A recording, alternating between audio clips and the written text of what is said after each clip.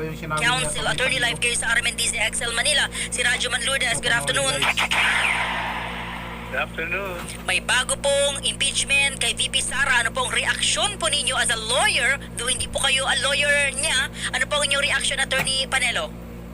Nako, matagal nang tugtugin yan Di ba, nung una pa, naghain na sila. Walang nangyari.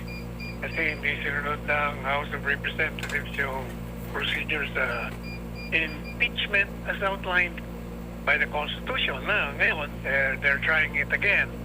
But the same grounds were used. Confidential pass at kung ano pang mga kalokohan na yan. Madaling sabi, walang mangyayari doon. Maaaring makapasa yun doon sa House of Representatives dahil maraming kalyado si Presidente. Pero pagdating sa Senado, wala yun. Alam po ninyo, yung ginagawa ng mga yan, matagal na nilang plano yan.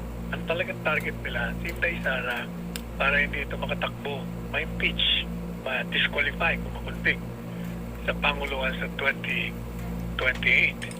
Pero gaya pa rin ng nangyari na, hindi sila magtatagumpay.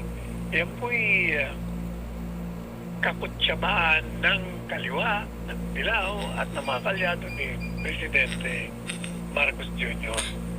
Pero kahit na magsama-sama sila, wala pong mangyayari dyan sapagkat ang taong bayan. I can see through the assault on our democratic institutions. Hindi rin sila magtatagumpay. Ang tao, galit na nga sa kanila. Kaya tingnan niyo, bagsak ang rating ni Presidente Marcos Jr. Bagsak din ang rating ng House of Representatives. Ganon din ang Senado. Galit ang tao Kaya gusto nang palitan sila. Ano pong inyong reaksyon sa impeachment naman na gumagapang na nga at may impeachment naman ni Pangulong Marcos? Ayan muro-muro lang yan. Drama lang yan. Bakit kanya drama? Tingnan nyo. Pinasa nila sa Committee on Justice, in-object naman ng isa. Pareho-pareho lang naman yan, mga kalyado lahat ni Marcos Jr. Para ipakita lang na kunyari, talaga seryoso sila. Pero ako pupusta. Yung impeachment ni Marcos, pagdating sa plenary ng House of Representatives, wala yan. Tapos kagad yan. Dismiss. Okay, so sa tingin niyo po ito... They have the numbers It's Opo. a numbers game. Sa politika lang lahat yan.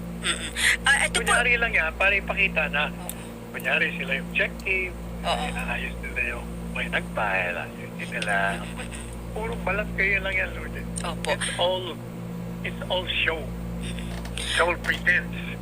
It's all subterfuge.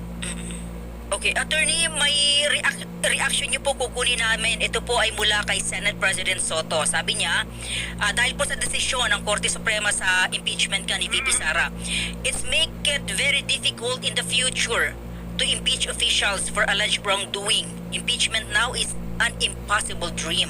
So dahil dyan, panahon na raw para i-revise. Opo.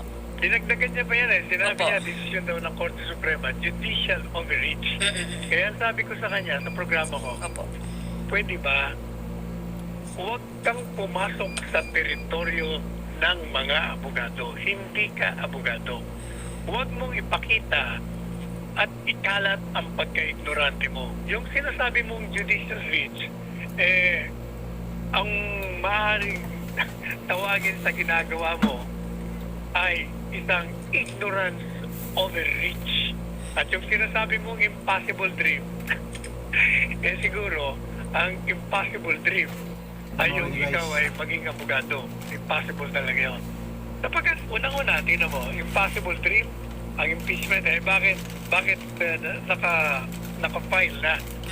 Siguro, ang sinasabi mo, imposibleng makapasa yung impeachment against Marcos Jr. kasi kakampi.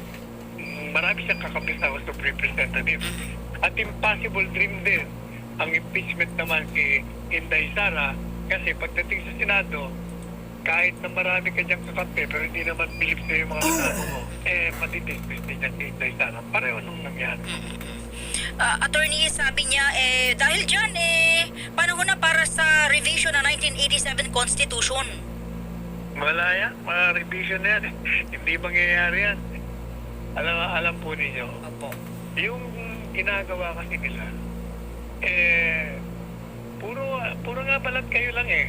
Gusto nilang i-revise para manatili sa kapangyarihan. Gusto nilang gawing parliamentary, yung iba. Pero karamihan sa kanila, ayaw nila yon sapagkat matatanggal sila sa pwesto. Ayaw nila ng pagbabago sapagkat they're enjoying the fruits of the present political system. Pareho rin ho yan ng anti-dynasty. Matagal na yung anti-dynasty, hindi nakakalusot. Ngayon sinusulong na naman nila. Wala rin yung mangyayari dyan. Kung meron man mangyari, sigurado yung diluted yan. Yung pabor pa rin sa kanila. Opo. Oh, naputol.